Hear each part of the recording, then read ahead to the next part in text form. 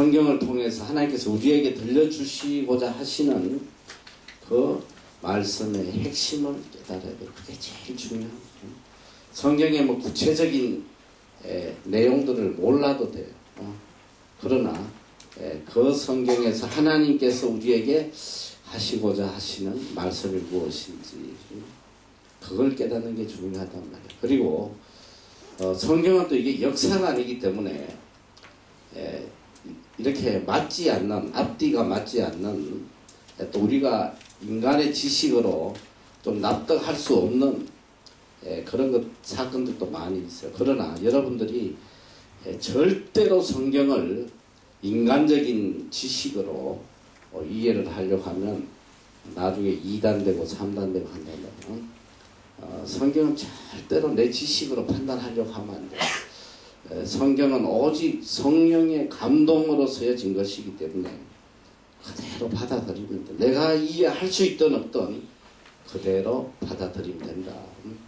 그리고 제일 무의미한 짓이 성경을 토론하는 거예요. 특히 젊을 때에 밤잠 안 자고 말이지 뭐 그냥 성경 토론하고 하는데 나도 그런 짓을 많이 했어요.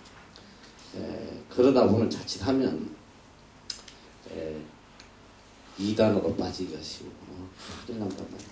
그래서 성경은 우리가 그대로 받아들이고 읽다 보면 하나님께서 성령으로 감동케 하신단 말이에요. 그렇기 때문에 성경을 뭐 아무리 우리가 공부한들 성경을 어떻게 우리가 다 깨달을 수 있겠어? 그리고 하나님의 뜻을 우리가 다 어떻게 이해할 수 있겠냐 말이에요. 그러니까 겸허하게 성경 앞에서는, 하나님 말씀 앞에서는 진짜 겸허하게. 내가 지난번에도 여러분 퀴즈에도 그 이야기 해줬는지 모르겠는데 성 어거스틴이 정말 이 성경에 대해서 궁금한 게 많았어요. 자기 지식으로 이해할 수가 없는, 특히 삼위일체에 대해서 성부, 성자, 성령 이거 어떻게 셋이가 하느냐 이래가지고 오랫동안 고민에 빠져 있을 때예요.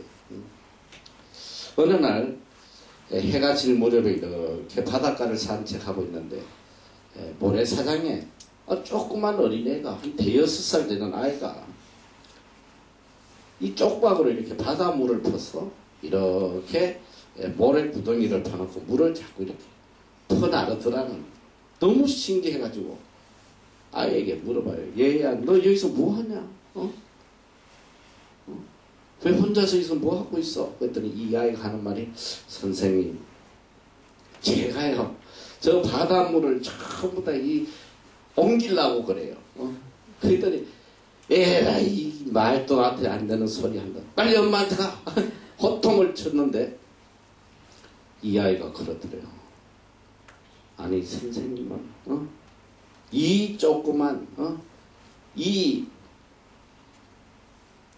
자연의 이 현상도 이해할 수 없으면서 어떻게 감히 하나님의 모든 뜻을 이해하시려고 합니까?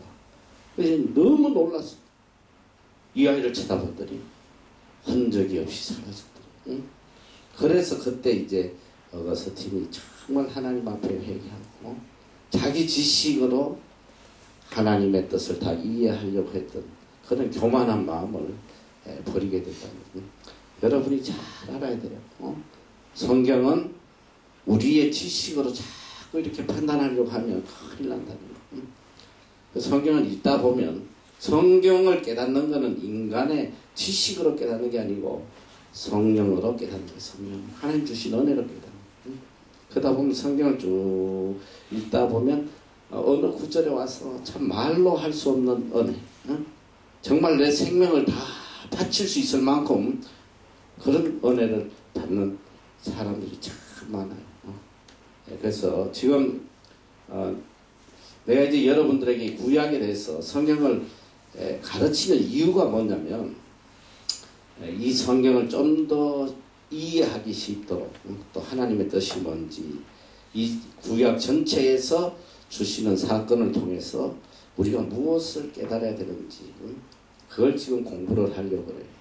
자, 그래서 우리가 이 구약을 지금부터 공부를 할 텐데, 구약은 여러분이 알다시피 이 구약이야, 구약. 응? 구약.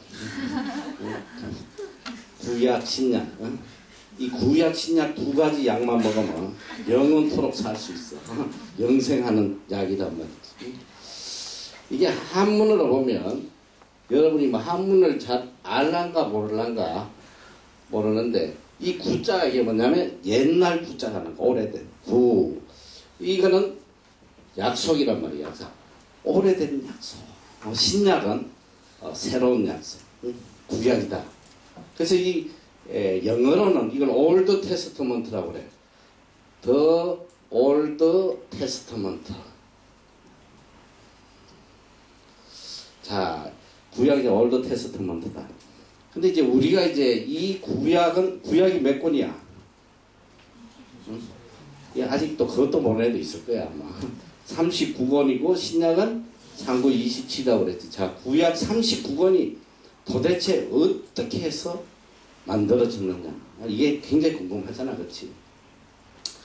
구약은 내가 지난번에 신약을 하면서 우리가 잠깐 그 시대적 역사 상황을 이야기했는데, 이스라엘 민족은 누구에게 포로 당했다고 했어? 포로 생활을 했어. 이스라엘 민족 중에 북쪽 이스라엘은 뭐 애당초 흔적도 없이 사라졌고, BC 721년에 아수르에 의해서 완전히 멸망당해서 사마리아 땅이 되어버렸다고 그랬지. 근데 이 남쪽 유다는 하나님께서 뿌리를 남겨뒀어요. BC 587년에 바벨론에게 망했지만은, 완전히 망했지만은 하나님께서 그 뿌리를 남겨서 포로 잡혀가게 하신 거예요. 그래서 바벨론 땅에서 70년 동안 포로 생활을 하고 다시 돌아오는데, 그때 이제 바벨론에게 70년, 그 다음에 페르시아에 메데바사라고 하죠. 메데바사. 페르시아인데 200년을 또 이렇게 포로 생활을 해요. 그리고 나중에 누구에게 포로 생활하면 알렉산더가 침공을 해요. 30년 동안 지배를 해요. 여러분이 알렉산더가 빨리 죽잖아. 요절해버리는데, 그때 이제 알렉산더가 죽고 그 부하 둘이가 이 나라를 갈라서 다스리게 돼요. 셀레쿠스 왕조, 또 하나는 프톨레미 왕조. 근데 이제 프톨레미 왕조 때에 이 유대 땅을 지배를 하면서 이 프톨레미 2세가 굉장히 영적인 사람이었더라고요. 성경적인 사람이에요. 그래서 그 당시에 성경이 없었던 건 아니에요. 여러분 이제 구약에 보면 이 선지자들이 이렇게 백성들에게 이렇게 성경을 낭독해주고, 또 서기관들이 낭독해주고, 그건 이제 두루마리로 되어 있습니다. 하나님 말씀을 두루마리에 적어서 그걸 이렇게 단편적으로 이렇게 읽곤 했는데, 이 프톨레미 2세라는 사람이 굉장히 큰 일을 해요. 최초의 구약 성경이 뭐냐면 70인역 성경, 70인역 70명이 이거를 성경을 번역을 하는데, 그 당시에 이스라엘 민족에게 쭉 내려왔던 성경은 히브리어밖에 없었어요. 히브리어밖에 없었는데, 이 프톨레미 2세가 이 성경을 모든 사람들이 다 읽을 수 있도록 헬라어로 번역을 시키는 거예요. 그때 이 프톨레미 2세가 이 디아스포라, 이렇게 사방에 흩어져 있는 랍비들을 모아요. 70명을 모아가지고 구약 성경을 헬라어로 번역을 시켜. 그래서 헬라어 성경이 탄생하거든요. 헬라어. 처음으로 이 헬라어 성경이 탄생하는데, 그래서 이게 언제 완성이 되냐면 구약 성경이 BC 280년, BC 280년에 구약 성경이 완성이 된단 말이죠. 이때는 그게 이제 구약 성경이 예수님이 탄생하기 이미 280년 전에 구약 성경이 존재한 거예요. 그러니까 예수님 당시에도 구약 성경이 항상 있어요. 근데 이 성경이 이제 나중에 구약이 37권으로 확정된 게 언제냐. 사실은 이 구약은 37권이 아니라 굉장히 많아요. 모세오경도 있고 외경도 있고 굉장히 많은데 그 중에 37권을 구약으로 인정을 한 게 언제냐면 바로 AD 90년에 얀니아 율법회의에서 AD 90년에 얀니와 율법회의에서 우리가 이걸 구약 성경으로 인정을 하자. 그래서 37권이 확정이 된 거예요. 그러니까 AD 90년이니까 지금 얼마나 오래됐어.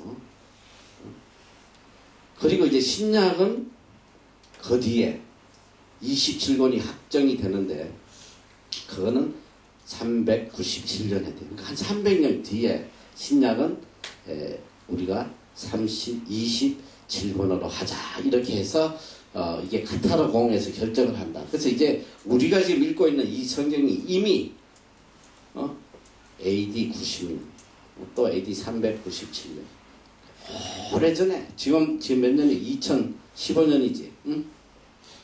그러니까 2000년 전에 이미 만들어진 성경을 우리가 지금도 읽고 있다.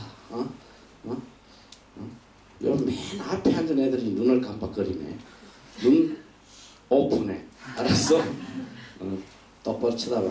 자, 그래서 성경이 구약 성경은 AD 90년에 이미 이게 만들어졌다.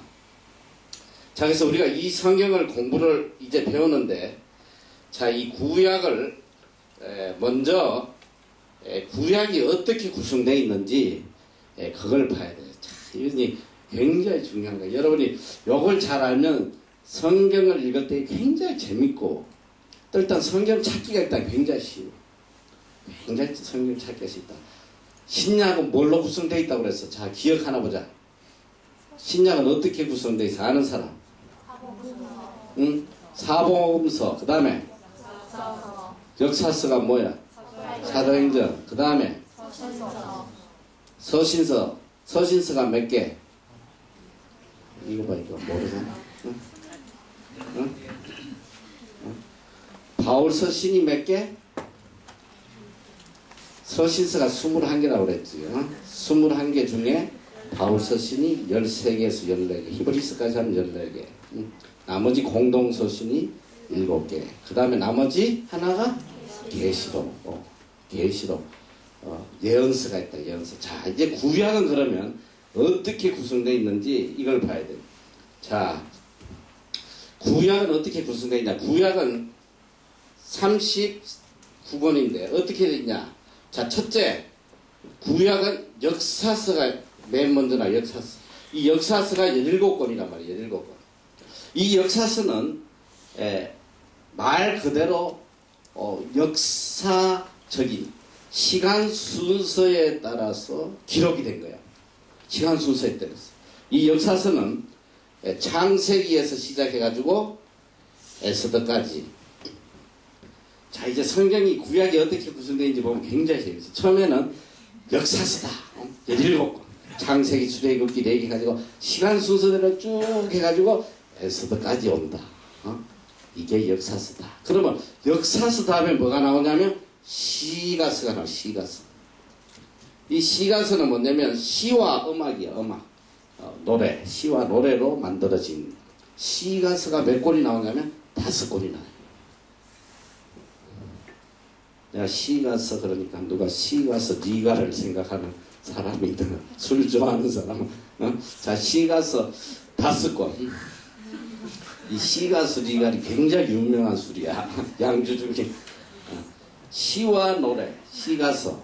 시가서가 5권인데, 자, 대표적인 게 뭐야? 시가서. 시편 또.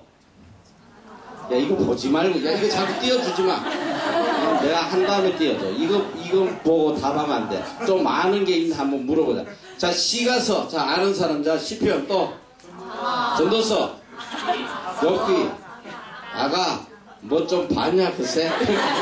그새 좀 봤어? 자, 시가서는 처음에 나오는 게 욥기야. 욥기 다음에 시편. 그 다음에 잠언. 그 다음에 전도서. 그 다음에 아가서야. 자, 여러분 이제 성경이 어떻게 구성되어 있는지 이거 보면 앞으로 성경 찾는 게 굉장히 쉽단 말이야. 헤맬 필요가 없어. 정신 똑바로 차리고 들어. 응? 자, 역사서 17권이 끝나면 바로 시가서로 넘어가요. 욥기가 나오고 제일 먼저 욥기가 나와. 그 다음에 시편, 잠언, 전도서, 아가서. 그리고 요게 끝나고 나면 나오는 게 세 번째 마지막인데 이걸 선지서라고도 하고 또 다른 말로는 예언서라고도 해요. 예언서. 이게 몇 권이냐? 17권이란 말이야. 이제 이거는 이제 선지자들이 예언한 선지자들의 모든 그 활동을 기록해 놓은 거예요. 선지자들. 이사야 뭐 너무 많잖아요. 이사야, 다니엘, 에스겔 얼마나 많은 사람들이 있어요. 그러니까 구약 성경은 너희들이 이제 성경을 찾을 때에 자 이사야서 몇 장, 뭐 에스겔서 몇 장, 다니엘서 몇 장 적어도 이제 선지자 이름이 나오면 뒤쪽에서 찾아야 된다.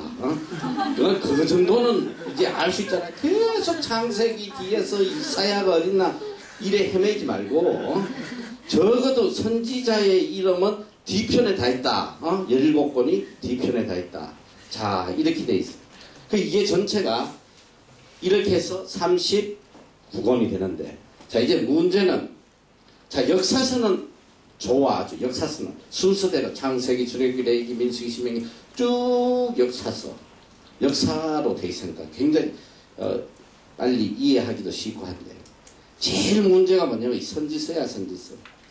근데 이 선지서가 예언서, 선지서가 기록이 되는데 굉장히 찾기가 힘들어요. 17명 중에.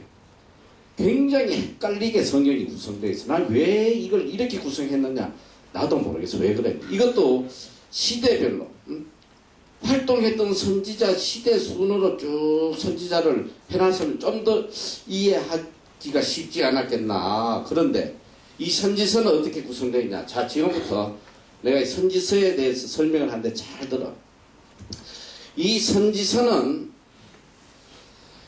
17권이 어떻게 구성되어 있냐면 두 가지, 첫째로 어떻게 구성되어 있냐면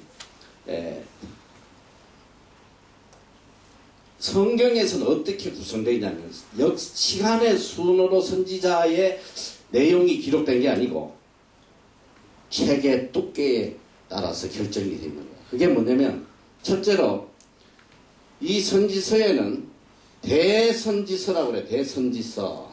대선지서가 5권. 그 다음에 소선지서가 12권으로 되어 있다. 그러니까 이게 순서가 어떻게 구성되어 있냐면 두꺼운 순서대로 되어 있다. 책 분량이 두꺼운 대로. 그래서 우리가 이게 이제 공부를 하다 보면 굉장히 혼돈이 와요. 역사서, 열왕기상, 열왕기하, 뭐 역대상, 역대서 보다가 선지서하고 이렇게 이 중복되는 내용이 굉장히 많은데 매치가 잘 안 돼. 시대적, 이 시간적으로. 근데 왜 이렇게 했는지 나도 그걸 모르겠어. 그런데 어쨌든 이 순서가 이렇게 두꺼운 책, 그리고 작은 책, 이 분량에 따라서, 책의 분량에 따라서 기록했다.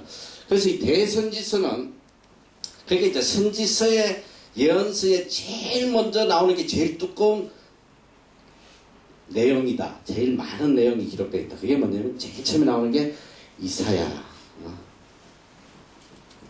요걸 잘 들으면 이제 성경 차이가 굉장히 쉬워. 자, 이사야가 나오고 난데 그 다음에 두꺼운 게 예레미야야, 예레미야.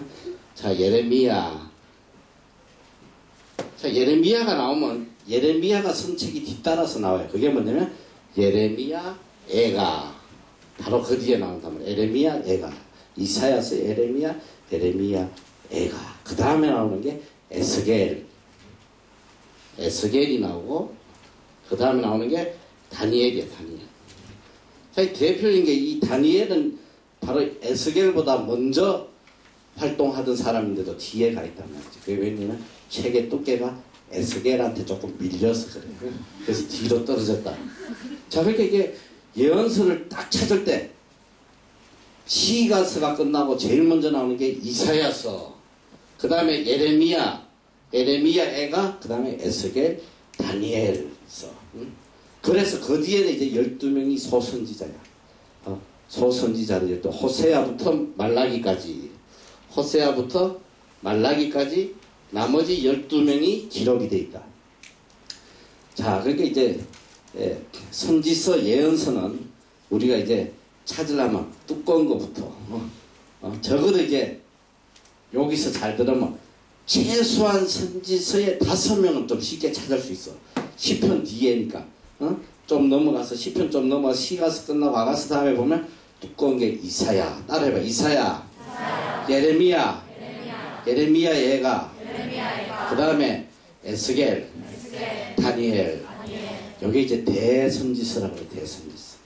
5권이 먼저 나오고 그 다음부터 호세아부터 말라기까지 12권이 나옵니다. 자, 요거는 지금 성경이 기록된 순서대로 내가 설명을 한 거고, 그 다음에 선지서를 우리가 어떻게 구분을 하냐면, 자, 이제 또 이렇게 우리가 구분을 해야 돼. 선지서에는 선지자들이 언제 활동을 했느냐, 거기 따라서 또 구분이 돼. 왕정시대 때 활동했던 선지자, 왕정시대, 그 다음에 포로시대. 자, 왕정시대 때 이스라엘이 왕들이 통치할 때에 활동했던 선지자는 12명. 이것도 12명. 그리고 포로시대, 바벨론에 포로 잡혀가서 활동했던 선지자가 5명. 5개. 그러면 이 포로시대 5명을 우리가 알면 나머지는 다 왕정시대 선지자라는 걸 알잖아. 자, 포로시대의 대표적인 선지자가 누구야? 응? 그래. 자, 다니엘인데 우리가 순서대로 한번 해보면, 자, 나오는 대로 보면 에스겔이 이제 먼저 나오지, 앞에. 다니엘이 먼저 활동해서 먼저 하긴 했는데 성경에는 에스겔이 먼저 나온다. 자, 그 다음에 다니엘, 그 다음에 나오는 사람이 포로시대 학개 선지자, 그 다음에 스가랴, 그 다음에 마지막이 말라기야. 그 성경에서 참 우리가 그래도 좀 이해하기 쉽도록 그래도 제일 마지막을 말라기로 해놨어. 마지막은 말라기 선지자다.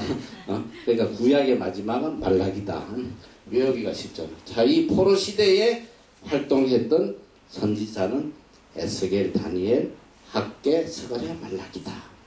근데 이제 이 포로 시대 선지자 5명을 알아야지만 성경은 구약을 이해하는데 굉장히 도움이 돼요.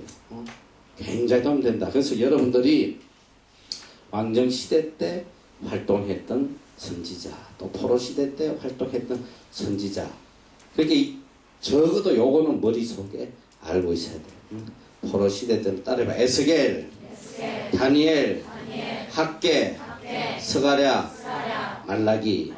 말라기는 구약의 마지막 선지자예요. 세례 요한이 올 것을 예언하고 구약은 끝을 맺어요. 구약이 끝을 맺고 400년 동안 하나님께서 침묵하는 시간이 있어요. 내가 지난번에 처음 시작할 때 잠깐 이야기했을 거예요. 성경에 하나님의 침묵의 시간이 2번 나타납니다. 전혀 나타나지 않는, 말씀하지 않는. 그게 바로 이스라엘 민족이 애굽에 포로 잡혀가 있는 400년. 정확히 말하면 이제 430년인데 그때 하나님이 나타나시지 않고, 그 다음에 말라기 성지 이후에 세례 요한이 출현할 때까지 400년 동안 하나님이 나타나시잖아요. 2번에 걸쳐서 하나님의 침묵의 시간이 있다.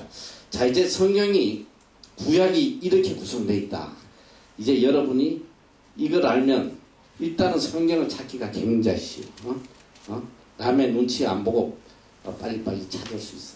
처음에 뭐 역사서, 따라해봐. 역사서, 시가서, 선지서. 선지서 중에 대선지서가 먼저 나온다. 대선지서 5가지. 시작.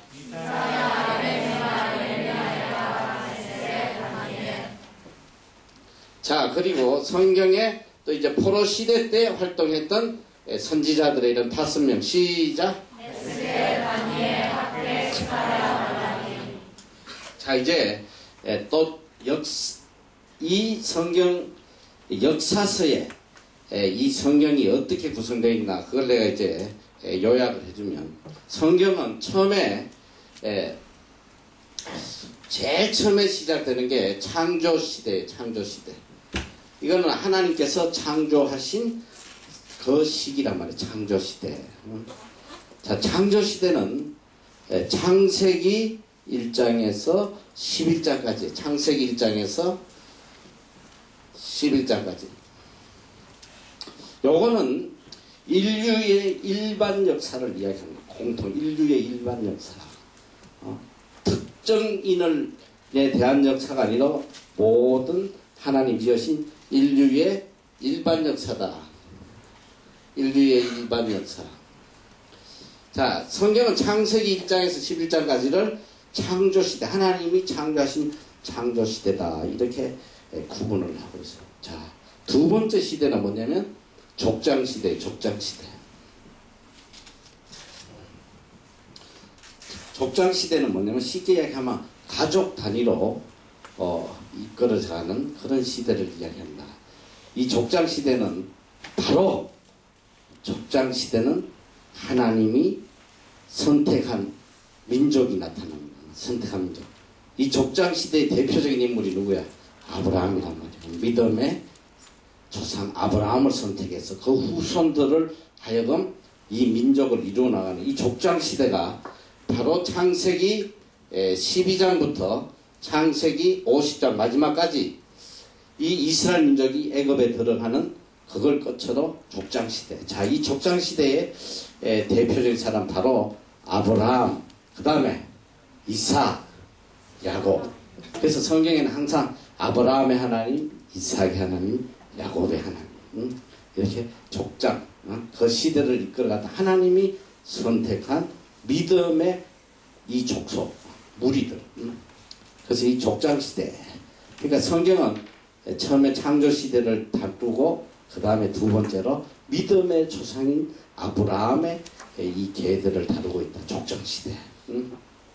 자, 그래서 이스라엘 민족이 애굽에 포로 잡혀가서 430년 동안 고생하고 죽게 되었을 때 하나님께서 그들을 구원하시기 위해서 누굴 보낸다?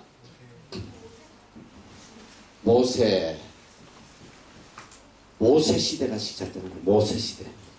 자, 모세 시대는 성경에서 어디까지가 모세 시대냐면, 자, 출애굽기, 따라해봐. 출애굽기, 레위기, 민수기, 신명기. 자, 이 모세가 이스라엘 민족을 이끌고 가나안으로 들어가는데 모세는 가나안에 가지 못해요.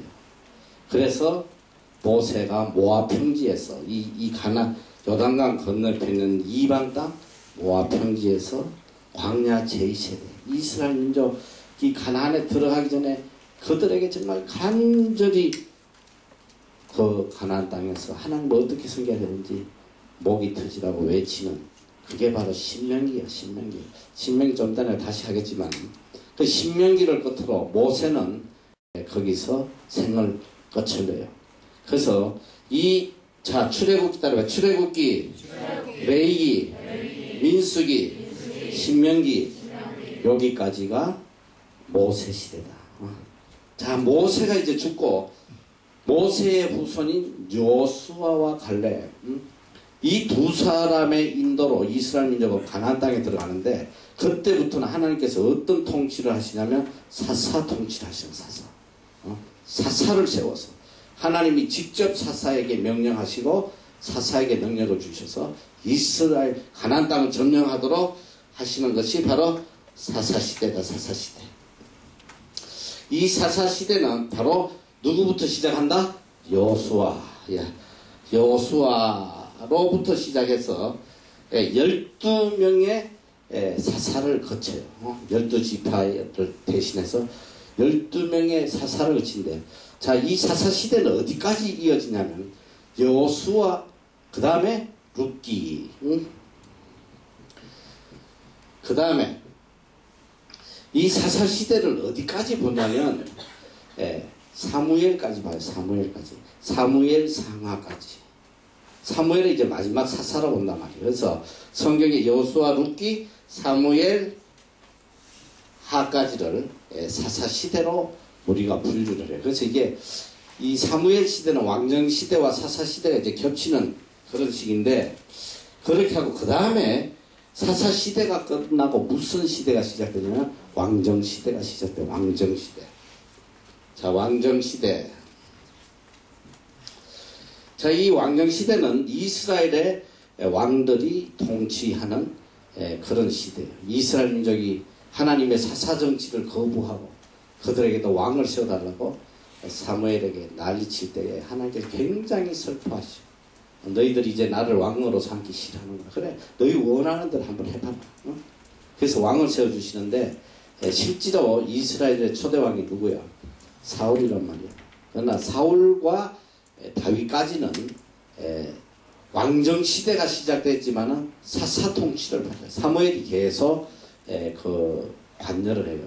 그래서 사사 시대와 왕정 시대가 겹쳤다. 그래서 실제로 왕정 시대는 어디서부터 시작이 됐냐면 바로 솔로몬부터 시작됩니다. 솔로몬 때부터를 우리가 왕정 시대로 본다. 실제로는 사울부터 한 거지만은 솔로몬으로부터 해서 쭉 이어진다. 그래서 이 왕정 시대는 여러분이 아까 내가 이야기했다시피 바로 중간에 이 남과 북이 갈린단 말이야. 이 르호보암 때, 솔로몬의 아들 르호보암 때에 그가 강압 정치를 하다가 이스라엘 민족이 반란을 일으켜요. 그게 누구냐면 바로 여로보암이야. 바로 솔로몬 때에 모든 건축을 책임지고 했던 감독이었던 여로보암이 반란을 일으켜가지고 갈라진단 말이에요. 북쪽 이스라엘과 남쪽 유다로 갈라져요. 이제 좀 이따 설명할 텐데, 그래서 북쪽 이스라엘에는 무려 몇 지파가 따라갔냐? 10지파가 따라갔어요. 10지파. 그런 남쪽 유다는 오직 유다 지파와 베냐민 지파 이 두 개만 남아서 남북이 갈려버렸어요. 그래서 이 북쪽 이스라엘은 나중에 신약 시대에 그 땅이 사마리아 땅이 된다고 그랬죠. 그래서 이 북쪽 이스라엘은 하나님 앞에 굉장히 악을 해요. 굉장히 악을 행하다가 누구에게 멸망을 당하냐면 아수르에게 멸망을 합니다. BC 721년에 아수르에게 멸망당해가지고 흔적도 없이 뿌리도 없이 사라져. 근데 이 남쪽 유다는 계속 이렇게 내려오다가 BC 587년에 바로 바벨론에게 멸망을 당하는데, 그런데 이제 멸망을 당했는데 하나님께서 다윗을 생각해서 다윗과의 약속 때문에 이들을 포로로 잡혀가게 바벨론 70년 동안 포로 잡혀가서 그 다음에 이제 왕정 시대 다음에 이어지는 게 포로 시대란 말이에요. 포로 시대. 응? 이 포로 시대가 이어져. 포로 시대. 포로 시대는 바로 그 이스라엘 민족이 바벨론에 포로 잡혀가고 또 이제 그 뒤로도 이제 메데바사 이렇게 계속 포로 생활을 하는 그런 내용이 나와요. 그래서 성경은 이렇게 구성이 되어 있어요. 자, 창조시대 따라해봐. 창조시대, 족장시대, 모세시대, 사사시대, 왕정시대, 포로시대. 그래서 이 앞말을 따스려면 굉장히 외겨시다. 다 따라해봐. 창족모사왕포 해봐. 시작. 창족모사왕포. 뭔 소리인지 몰라도 일단 이렇게 외우면 잘 외워져. 창족모사왕포. 이 역사서의 내용이란 말이에요. 그렇죠. 역사서는 이렇게 구성이 되어 있어요. 창조시대, 족장시대, 그 다음에 모세시대, 그 다음에 사사시대, 그 다음에 왕정시대, 그 다음 포로시대. 역사서 17권, 창세기부터 에스더까지는 이렇게 구성이 되어 있다. 그래서 우리가 요 시간적 순서에 따라서 이제 보면 굉장히 이제 이해하기가 쉽다. 그러니까 이 포로 시대를 기록하고 있는 성경이 저기 나와 있죠. 한번 따라봐. 에스라, 느헤미야, 에스더. 저 에스라, 느헤미야, 에스더 시대에 이 포로 생활을 했는데, 이 에스라는 굉장히 중요한, 우리가 잘 모르는, 잘 알려지지 않은 선지자인데, 이 에스라는 바로 구약의 모세와 같은 굉장히 위대한 종교개혁을 일으킨 위대한 선지자였다. 자, 그래서 구약의 역사서는 이렇게 구성되어 있다. 자, 여러분 이제 지금까지 배운 요거를 딱 마음에 새기고 이제 성경을 보면 굉장히 구약을 이해하기가 쉽다. 굉장히 빨리 이해를 할 수 있다. 자, 그럼 이제부터 창세기부터 이제 짧게 이제 그 내용을 이제 짚고 넘어갈 텐데, 지금부터 이제 구약을 공부하면서 여러분이 분명히 한 가지 이 핵심적인 것을 마음에 품고 구약을 봐야 돼. 자, 구약은 뭘 기록해 놓은 거냐? 구약은 바로 하나님의 구원의 역사예요. 하나님의 구원의 역사다. 끝없는 하나님의 구원의 역사. 또 한 가지는 끝없는 인간의 배신. 하나님을 향한 인간의 배신. 하나님의 구원의 역사와 끝없는 인간의 배신의 역사가 기록된 것이다. 그래서 구약을 보면서 느끼는 게 뭐냐, 참 슬프다. 어떻게 하나님과 인간의 관계가 이렇게까지 될 수 있나? 어떻게 이렇게까지 2000년 역사를 통해서 어떻게 하나님과 인간의 관계가 이렇게 비참하게 되나? 끝없는 하나님의 용서, 끝없는 하나님의 구원. 구약 내내 보여주시는 것이 그거란 말이에요. 하나님의 끝없는 용서와 끝없는 구원. 근데 인간은 초지일관, 끝없는 하나님에 대한 배신. 자, 이제 우리가 창세기를 시작하면서 여러분이 아마 가장 많이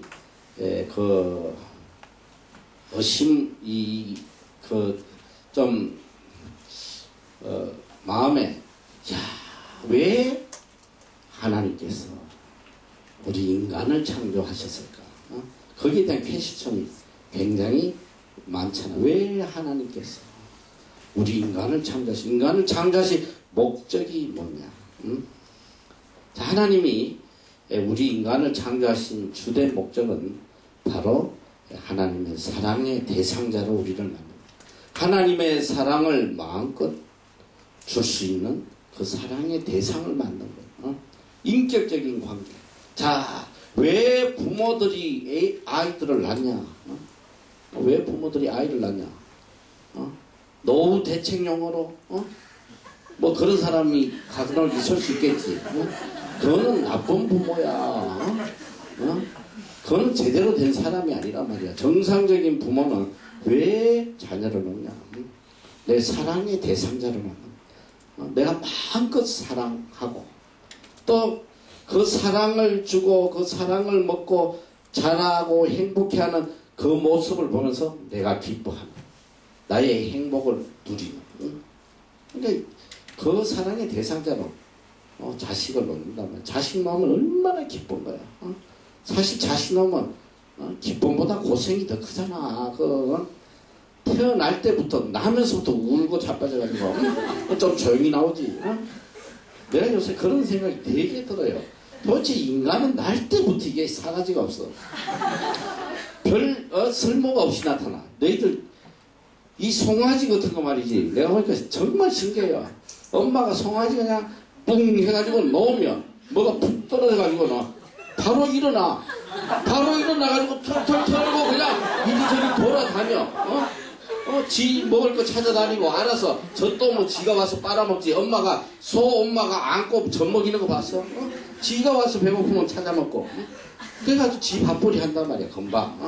나가서 일도 하고 말이지. 우유도 짜내고 말이야. 그런데 이 인간은 날 때부터 울고 나와가지고 이게 계속 똥사재기지, 오줌사재기지. 밤에 잘 때 좀 자지도 않은 거. 얼마나 괴롭히냐. 너 한번 생각해봐. 인간이 태어나가지고 인간 구실을 하는데 시간이 얼마나 걸려?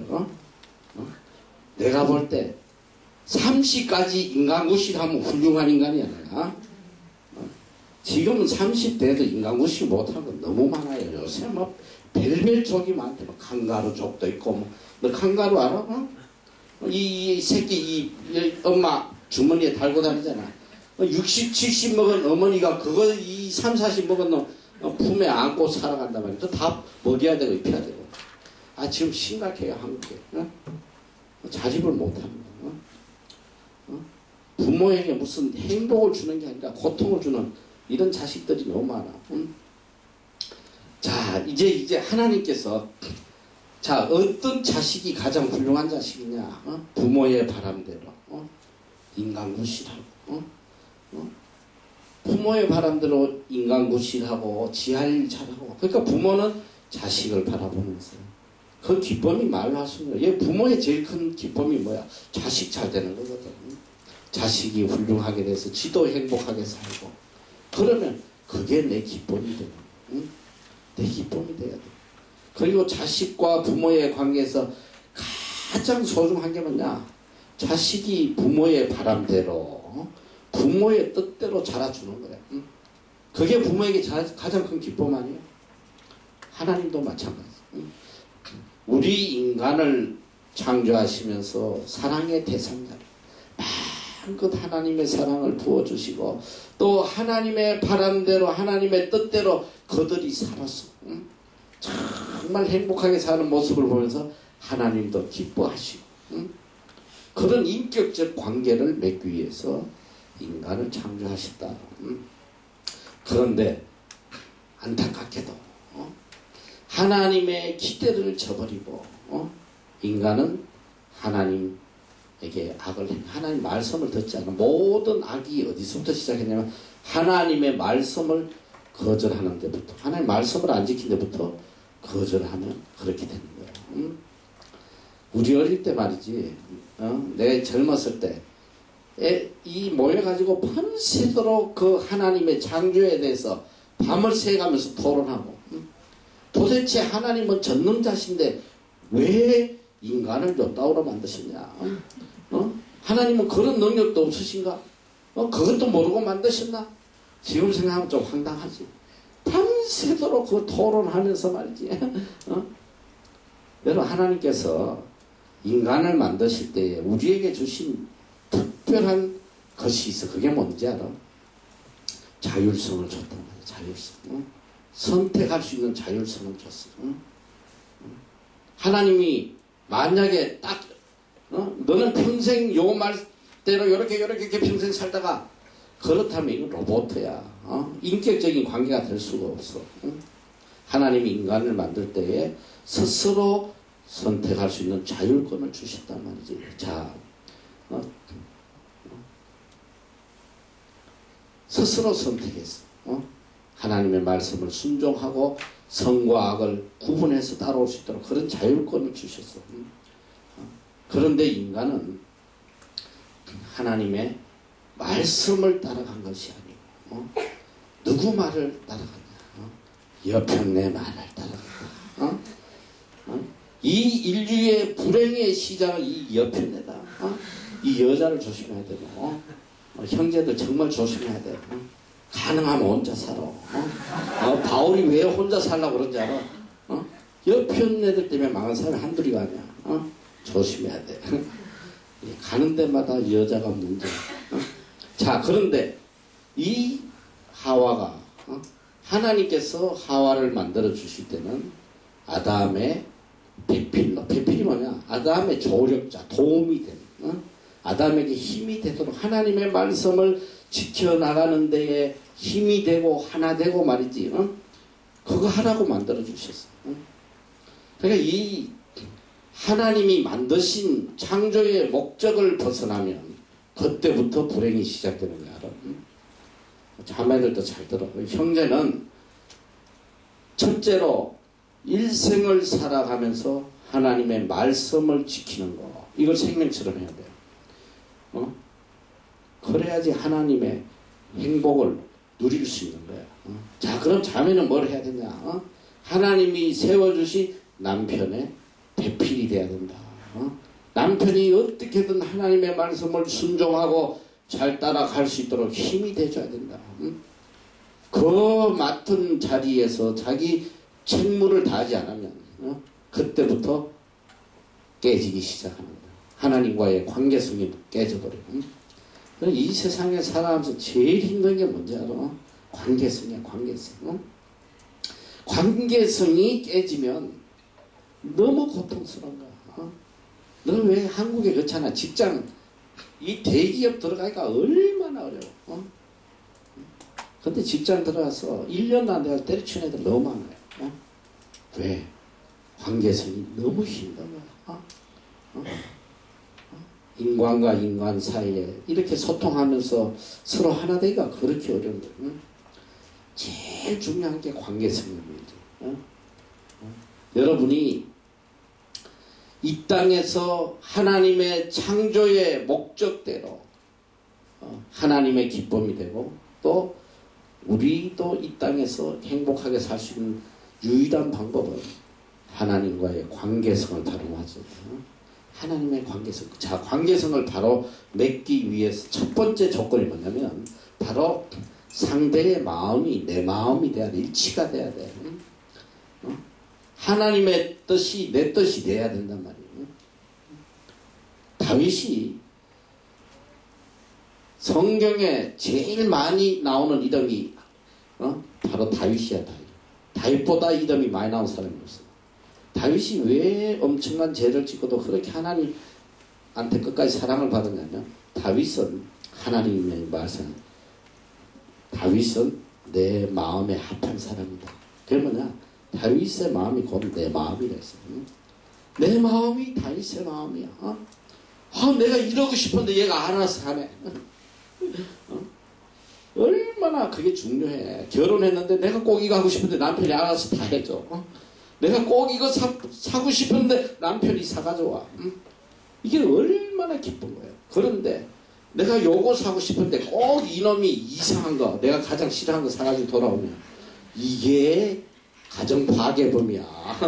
딴 게 가정 파괴범이 아니라.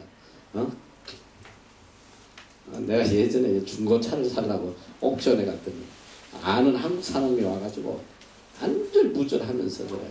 자기 차 사라고 막 난리를 쳐요. 엄청나게 손해보면서 주겠다고 막 이래. 와, 왜 그러냐면 지난주에 샀는데 자기 마누라가 작은 차 사오라고 그랬는데 자기 볼 때는 큰 차가 훨씬 안전하고 딴에는 와이프 생각한다고 말이지 크고 좋은 차 사갔더니 이 여자가 막 그냥 작사를 내놓고 쫓아내버린 거야. 왜 작은 차 사오라는데 네 멋대로 큰 차 사냐. 위한다고 한 게. 안전하게 타고 편안하게 타라고 큰 차 사왔더니 이 여자는 운전하기 힘들게 어떻게 그 큰 차 몰고 다녀. 당장 팔아오라니까 사색이 돼가지고 왔더라고. 암만 서로를 위한다고 해도 이 뜻이 잃지 않으면 그건 안 되는 거야. 그거 왼수되는 거란 말이지. 마찬가지 우리가 하나님과의 관계성을 유지하기 위해서 제일 먼저 하나님의 뜻이 뭔지 그걸 깨닫는 게 제일 중요한 거야. 하나님이 원하시는 게 뭔지. 그래서 우리가 이 하나님의 말씀을 배워야 된단 말이야. 주야로 묵상하고. 복 있는 자가 누구야? 복 있는 자는 세상에 성공하고 출세하고 모든 사람의 칭송을 받는 게 아니라 여호와의 율법을 주야로 묵상하는 자가 복 있는 자다. 여호와의 율법, 항상 말씀 안에서 하나님의 뜻을 찾고 하나님이 기뻐하신 게 뭔지 이걸 깨닫고 사는. 인류의 불행이 어디서 시작됐냐? 여러분, 하나님께서 에덴 동산, 이 세상에 제일 복된 장소가 에덴 동산이야. 너 제일 좋은 것이 어디냐 그러면 에덴 동산이라고 그래요. 이 뉴질랜드가 에덴 동산이라 마지막 남은 지상 남은 에덴 동산이라. 그래서 실제로 에덴 동산 있잖아. 너희들 가봤지? 마운틴 이든. 야, 마운틴 이든이 한국말 하면 에덴 동산이 알아? 그것도 몰랐지 너희들. 마운틴 이든이 영어로 EDEN이야. 그게 한국 발음은 에덴이야. 에덴. 실제로 그게 에덴 동산이라고 일부러 이름을 그렇게 만들어놨어요. 아무 부족함이 없는 하나님이 모든 걸 다 공급해 주신 그때는 사자고 호랑이고 같이 뛰어놀았단 말이지. 사람하고 사자 타고 싶으면 얘 사자 이리 와. 다 콜택시야. 가자 에덴 동산 한 바퀴 돌자. 속도는 40km. 시키는 대로 다 순종하게 돼 있어. 모든 짐승이 다 시킨 대로. 얼마나 좋겠어. 그게 뭐냐? 하나님과의 관계성이 바로 될 때에 에덴 동산은 천국이었지만 지상나고 패러다이스. 그런데 문제가 뭐냐? 이 하나님의 말씀대로 안 살고 하나님을 거역하면서 온 게 뭐냐? 첫째 온 게 뭔지? 첫째 그들에게 온 게 제일 먼저 온 게 두려움이었단 말이야. 두려움. 하나님이 두려워. 그렇게 하나님의 음성이 즐겁고 기쁘고 든든하고 그렇게 하나님을 보며 행복했던 자들이 이제는 하나님 나타날까 보면 두려워가지고 숨는 거야. 숨는 거. 에덴 동산이 천국이 갑자기 지옥이 되어버립니다. 여러분이 잘 알아야 돼. 살아가면서 모든 인간이 에덴 동산 같은 복된 환경을 찾고 다니는데 에덴 동산은 따라오는 게 아니야. 어느 곳에서든지 내가 하나님과의 관계성을 바라하면 거기가 에덴 동산. 아무리 지상 낙원인 이 뉴질랜드 땅에서도 내가 하나님과의 관계가 깨지면 여기가 지옥이 되는 거란 말이지. 좋은 환경 찾지 말고 어쨌든 하나님과의 관계성을 바로 맺도록 해야 된다. 창세기는 이걸 우리에게 가르쳐 주시는 거야. 하나님께서 가장 복된 장소, 축복의 환경을 주셔서나 인간이 하나님과의 관계성을 파괴시킴으로 인해서 그것이 지옥이 되고 고통이 됐다. 그래서 에덴 동산에서 쫓겨나는 거야. 에덴 동산에서 인류가 쫓겨나요. 쫓겨나가지고 그들은 자기 노력으로 살아야 돼. 땀 흘리며 고생하며 지 먹을 것이가. 하나님과의 관계성이 깨지면 너희들이 네 인생을 네 노력으로 살아야 돼. 네 노력. 여러분 힘으로 벌어먹고 살아야 돼. 얼마나 고통스러워. 그러나 하나님과의 관계성이 바로 되면 하나님이 다 공급해 주신단 말이야. 할렐루야. 성경 그걸 가르치잖아. 하나님이 다 채워주시겠다. 아무것도 염려하지 마라. 먼저 너희는 그의 나라와 그의 의만 구하라. 이게 하나님과의 관계성만 똑바로 해라. 그러면 다 채워주겠다는 거예요. 이게 하나님 약속의 말씀이거든요. 그때부터 인간은 불행이 시작됩니다. 그러면서 거듭 죄를 짓고 악을 행해요. 어디까지 악을 행하느냐? 인간이 하나님께서 이제 첫 번째 인간에게 내리는 심판이 뭐냐면 노아 홍수예요. 홍수로 다 진멸해버리죠. 근데 거기 보니까 하나님께서 인간 만든 것을 후회하신다고 심히 후회하셨다. 야, 그래가지고 이거 가지고 우리가 밤을 샌 거 아니냐? 어떻게 전지전능하신 하나님이 자기 작품을 하나 제대로 못 만들어가지고 이 불량품을 만들어가지고 이렇게 후회할 수가 있나? 하나님이 전지전능하시냐? 이거 가지고 또 밤새면서 토론하고 한 적이 있는데 그건 뭐 하나님이 인간에게 자율성을 줬기 때문에 하나님의 잘못이 아니라 인간의 잘못이란 말이죠. 인간이 악을 행하고 그 다음에 인간이 어떤 악을 행했냐? 거기 보니까 하나님의 아들들이 세상의 딸들을 취하고 이게 뭐냐? 하나님의 자녀들은 하나님만을 사랑해야 돼. 세상을 사랑하면 안 된다 말이야. 세상의 딸들이니까 무슨 그냥 세상의 여자들을 좋아해서 그런가? 성경 그런 의미가 세상의 세상에 속한 이것들에게 우리의 마음을 빼앗기면 그게 하나님 앞에 큰 악이란 말이죠. 그때 하나님께서 인간을 만드신 걸 후회하시고 다 진멸해버렸어요. 그리고 누굴 통해서 새롭게 이 민족을 새롭게 해보시려고 노아라는 믿음의 사람을 선택해요. 그리고 노아의 가족 7명만 하나님이 살리시고 다 멸하시다.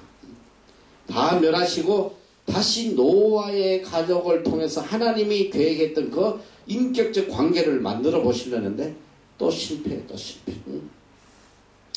노아의 후손들이 또 악을 행하는 거예요. 두 번째 인간들이 엄청난 하나님을 대적하는 게 뭐냐면 바로 바벨탑 사건. 바벨탑. 이놈들이 하나님의 존재는 알아가지고 우리가 하나님하고 겨뤄서 이거 이겨보겠다. 하나님을 이기겠다고 하늘까지 올라가겠다고 쌓은 게 바벨탑 아니냐. 바벨탑. 이게 얼마나 무서워. 하나님께서 보니까 정말 가짜치도 않잖아. 하나님을 대적하겠다고. 이제는 하나님하고 전쟁하겠다고 말이지. 그때 인간이 받은 재앙이 뭐냐면 이 언어의 분열이야. 대화가 서로 안 통하게 만들어. 위에서 그냥 야, 물 한 컵 올려줘 이러는데 듣기를 어떻게든지 알아. 망치 던져줘. 이래가지고 망치를 얻어맞아 죽고. 공사가 될 수가 있냐? 뭐 말만 하면 그냥 죽는 거야 그냥. 돌멩이 날아오고 뭐 날아오고. 바벨탑 짓다 멸망한 거 아니야. 그 녀석들이 그런 짓을 안 했다면 바벨탑만 안 지어도 너희들이 여기 와서 이렇게 고생할 이유가 없어요. 되지도 않는 영어 하느라고 말이지. 평생 해봐야 마오리만도 못해. 사실 말이 영어지 뭐 그게 영어나 사실. 너희나 나나 뭐 죽지 못해 하는 거지. 뭐 이거 한다고 해가지고 이거 가지고 너희들 밥 벌어 먹겠어. 너 절대 못 벌어 먹어. 영어 갖고 밥 벌어 먹을 생각하지 마. 근데 우리 애들이 가끔 한국 와서 벌어 먹긴 먹더라. 학원에 취직해가지고 패솔 그거 가져가가지고 그걸 사기치는 거야. 나 그 애들 보면 불쌍해 죽겠어. 저걸 돈을 내고 저걸 왜 배우나 쟤들한테. 저걸 영어라고 배우나. 차라리 테이프 듣는 게 나아요. 그게 훨씬 발음도 좋고. 참 안타까운 거지. 영어 하겠다고 말이지. 이 얼마나 비참한 거야. 다 인간이 모든 고통과 모든 슬픔과 괴로움은 인간이 하나님을 대적하는 데부터서 나온단 말이야. 하나님의 관계성을 파괴시키면서 나오는 형벌이야. 형벌. 너희들이 이제 살아가면서 정말 너희 가족들이 복받고 행복하길 원하면 딴짓거리 하지 마라. 애들 어떻게든 좋은 대학 보내겠다고 뭐 유치원부터 막 지어받고 그 짓 하지 말고 어떻게든 좋은 집 지어서 살겠다고 발부들 치지 말고 일평생 가슴에 새겨들게 하나님과의 관계성. 어떻게 해야 내가 하나님을 기쁘시게 하고 어떻게 해야 하나님의 뜻이 내 뜻이 될 수 있나. 그거에다가 포커스를 맞추면 하나님이 공급하시는 에덴 동산에서 영원히 살 수 있단 말이야. 이 땅이 에덴 동산이 될 수 있어. 하나님을 대적해가면서 내 힘으로 살겠다고 바벨탑을 쌓아봐. 얼마나 비참해지나. 그래서 인간은 이렇게까지 하나님을 대적하다가 멸망하고 하나님께서 이제 마지막으로 선택하시는 거야. 내가 다시 한번 믿음의 계대를 한번 만들어 보겠다. 이 믿음의 사람을 가지고 하나님이 원하시는 바로 하나님의 나라를 건설하시려고 시작하시는 게 뭐냐. 바로 아브라함의 선택이야. 창세기 12장에 드디어 믿음의 조상인 아브라함을 선택해서 자 아브라함을 통해 가지고 이스라엘이라는 하나님의 나라를 만들려고 하시죠. 그래서 이 창세기 12장은 드디어 이스라엘의 국사가 시작됩니다. 이스라엘의 국사. 이제까지는 인류의 일반 역사고 창세기 12장부터는 드디어 이스라엘의 역사가 시작된다. 이스라엘 역사. 믿음의 조상 아브라함을 선택해서 자, 그 믿음의 후손 이삭과 야곱과 근데 이 이스라엘 민족이 애굽에 종살이를 하게 돼요. 이 성경에 보면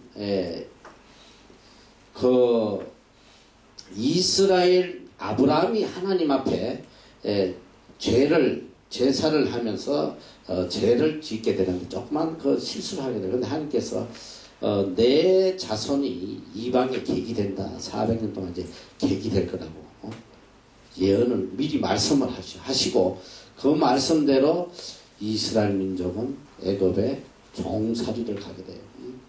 종살이를 간다. 그게 몇 년 동안? 430년 동안. 애굽 땅에서 종살이를 하게 돼요. 430년 동안 이제 종살이를 하면서 그들이 얼마나 많은 고통을 당하냐면,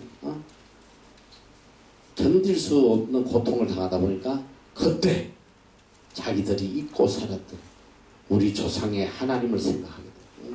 하나님. 400여 년 동안 잊고 살았던 하나님을 부르짖기 시작하는 거예요. 하나님 앞에 우리를 구원해달라고. 하나님께서 부르짖을 때에 하나님께서 그들을 구원을 하시는데 누굴 보내냐면 모세를 보내요. 자, 모세를 보내는데 이건 넘어가서 족장시대 말 모세시대 사진 말고 넘어가요. 자, 400년 동안 애굽에 이제 종살이를 하게 하시고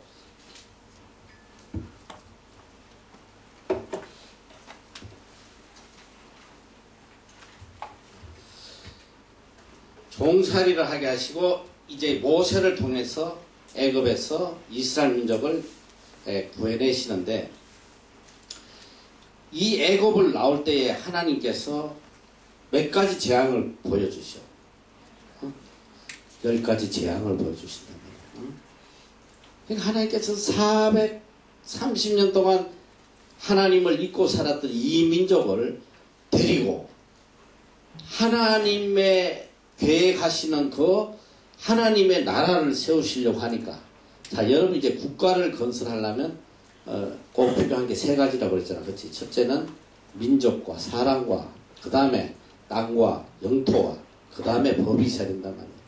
그런데 가장 중요한 이 백성, 민족, 하나님의 백성을 만들려고 하는데 430년 동안 하나님을 잊고 살던 이 사람이 얼마나 하나님을 섬기겠어. 그래서 이들을 데리고 나오실 때에 무려 한두 개도 아니고 10가지 재앙을 내려서서 보여주시는 거. 자, 왜 그러시냐? 그것은 너희들을 구원한 사람이 바로 나 여호와 하나님인 줄 알게 하기 위해서. 너희를 구원한 사람은 바로 나 여호와 하나님이다. 그거는 누구도 아니다. 절대적으로 하나님 신뢰하고 의지하고 따라오도록 하기 위해서 하나님께서 10가지 재앙을 통해서 그들을 건져내요. 그들을 건져내는데 여러분이 이제 성경에 보면 자, 이 이스라엘 민족이 나올 때 마지막으로 하신 재앙이 뭐냐면 장자의 재앙이에요. 장자를 치시잖아요. 그런데 장자를 칠 때 이스라엘 민족들의 장자는 하나도 안 다치게 하시면서 무엇을 하게 했냐면 양의 피를 문설주에다가 칠하게 해요. 그러면 이 죽음의 사자가 오다가 다 죽음을 넘어서 지나서 가게 해요. 그래서 애굽의 모든 장자만 다 죽게 하십니다. 이미 그때 하나님께서 앞으로 우리 인류를 죄악에서 어떻게 구원하실 건지 어린 양의 피로서 우리를 죄와 사망에서 구원하시겠다는 그 예표를 미리 보여주신 거야. 그래서 예수님께서 언제 주시냐? 바로 6월절에 주는 6월절에 어린 양으로서 대속물로 죽어주셔. 이미 수천 년 전에 예수 그리스도가 앞으로 너희의 모든 죄악을 대신할 거라는 그런 구약의 모든 예표. 여러분 구약은 뭐냐면 구약과 신약의 차이는 뭐냐? 구약은 바로 신약의 예표야. 구약의 모든 제사의 의식이라든지 모든 사건들은 바로 신약에 오실 어린 양인 예수 그리스도의 대속의 역사를 예표 미리 보여주는 것이야. 보여주는. 이미 6월절을 통해서 예수님께서 6월절에 우리를 대속해서 죽으실 것을 예표한 사건이 6월절 사건이에요. 그래서 이스라엘 민족에게 가장 큰 절기가 6월절이에요. 패스오버. 그래서 어디 가도 어느 나라에 흩어져 있어도 6월절만은 와서 예루살렘에서 다 이 하나님께 제사를 드리는 그런 거란 말이에요. 자, 그래서 하나님께서 이제 이들을 이끌고 이제 가시는 거예요. 그런데 이제 애굽을 탈출할 때 그들의 기쁨이 얼마나 크겠어. 상상을 해봐라. 430년 동안 종로로 타다가 이제 자유를 얻고 꿀과 젖과 꿀이 흐르는 이 가나안 땅으로 가게 되니까 그 기쁨 말로 할 수 있겠어? 우리 한국이 36년 동안 일본의 지배를 받았지. 36년 하고 460을 36년을 나누면 몇 배야? 너희는 소망이 없어. 너희 물은 바로 나와야지 다. 몇 배? 안 나오잖아. 비교할 수 없지. 36년 동안도 우리 민족이 당한 그 고통은 너희는 상상도 못해요. 나는 뭐 안 살아봐서 몰라. 근데 우리 부모님은 살아봐셨기 때문에 한국말도 못하게 하고 아주 학교 가가지고 뭐 게다짝으로 얻어맞는 게 뭐 한국말 쓰면 그냥 불러다 게다짝으로 귀샤대기 죽도록대기. 한국말보다 우리 부모님은 일본말을 더 잘해요. 한국말을 못 쓰게 하고 일본말을 얼마나 치가 떨리고 얼마나 고통스러워서 8.15 해방이 되고 난 뒤에 어떤 일이 있었냐면 얼마나 기뻤는지 우리 민족이 교회 종이란 종은 다 울리고 그 다음에 마을에 있는 소라는 소는 다 잡아먹었대. 너무 기뻐가지고 소라는 소는 다 잡아가지고 다 잔치하고 다 전 나라가 소 잡는 날이었대. 광복절이. 그런데 이 430년 동안 종로로 타다가 이 해방돼서 그 기쁨이 얼마나 크겠어. 너희 다 본 출애굽기 읽어봐. 나오면서 하나님을 얼마나 찬양해. 이스라엘 민족이 전능하신 하나님에 대해서 얼마나 찬양하는지 몰라. 목청 높여 찬양하고 또 이 이스라엘 민족을 인도해내실 때 하나님이 직접 동행하셨다는 게 이게 너무 중요한 거예요. 하나님이 임재를 보여주셨어요. 뭘로? 불과 구름 기둥으로.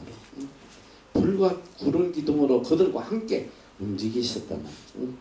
그런데 이 샤가지 없는 인간들이 불과 며칠 못 가가지고 홍해 앞에서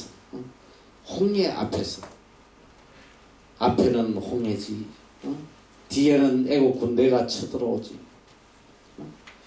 거기서 뭐 뒤집어지고 오지. 모세를 죽이려고 하고 애굽에 매장시가 없어가지고 우리를 여기까지 데려와서 죽이냐고 막 모세를 죽이려고 그래. 하나님을 원망하고. 그래서 인간이 이렇게 가차해 너. 불과 며칠 전에 막 온 마음을 다해서 하나님 찬양하고 하나님께 영광을 돌리다가 홍해 앞에 딱 오니까 다 때려 죽이려고 다 죽이려고 그래. 이게 인간의 모습이야. 인간의 모습. 이게 모세가 보니까 얼마나 기가 찼냐. 이 샤가지 없는 놈들.